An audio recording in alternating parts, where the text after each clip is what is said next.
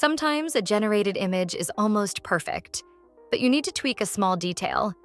Maybe add or remove an accessory, or refine an element on the model or in the background.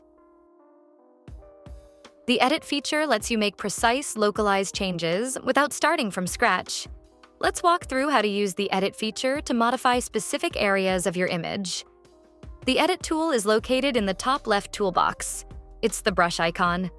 Click on it to open the Edit toolbar.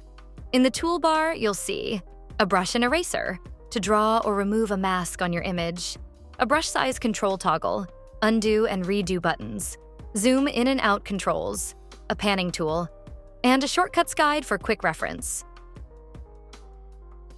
Mask the area that needs to be edited. Areas covered by the mask will be modified. Keep in mind, a mask that's too large may not work properly, and one that's too small may not give significant results. When adding new elements, draw the mask roughly in the same shape as the object you want to add.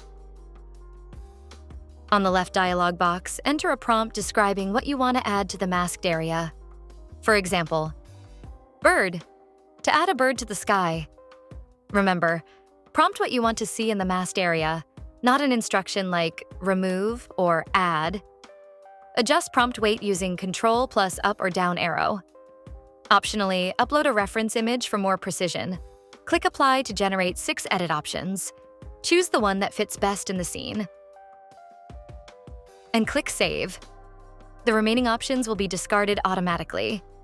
Your saved edit will appear as a new layer in your image history, ready for further refinement or download. When trying to remove an element from the background, simply mask that element and prompt background